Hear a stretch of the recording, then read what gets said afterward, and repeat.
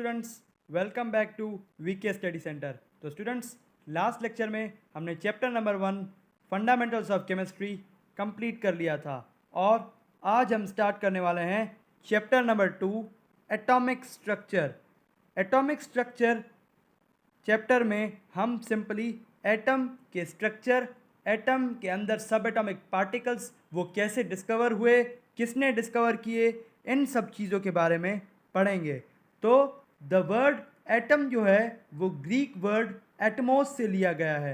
अब Greek word Atmos का मतलब है इनडिविजिबल, जो कि एक ग्रीक फिलोसोफर डेमोक्रेटस ने दिया था। डेमोक्रेटस ये बिलीव करते थे कि मैटर जो है वो इनडिविजिबल पार्टिकल्स यानी कि एटम्स से मिलकर बनता है। उसके बाद जॉन डाल्टन नाम के एक साइंटिस्ट, एक इंग्लिश स्कूल टीचर थे, उन्होंने एक फंडामेंटल यानी कि शुरुआती एटॉमिक थ्योरी दी, जिसमें उन्होंने बताया जो कि सारे एलिमेंट हैं वो सब एक इनडिविजिबल पार्टिकल एटम से मिलकर बनते हैं, जो कि बात सही भी है।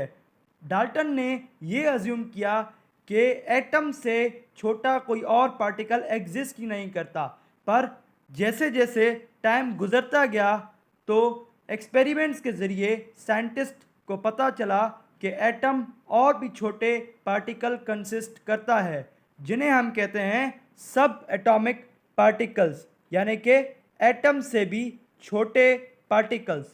After the discovery they were named as electron, proton और न्यूट्रॉन।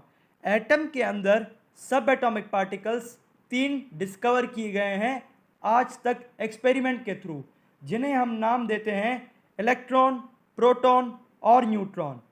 इन तीनों के बारे में, इन तीनों की डिस्कवरी, एटम का स्ट्रक्चर और इलेक्ट्रॉनिक कॉन्फ़िगरेशन और आइसोटोप्स, इन सब चीज़ों के बारे में इस चैप्टर में हम पढ़ेंगे। स्टूडेंट्स, आज सिर्फ मैं आपको इंट्रोडक्शन पढ़ा रहा हूँ, तो नेक्स्ट लेक्चर में मैं आपको टॉपिक्स क्लियर करता जाऊँगा।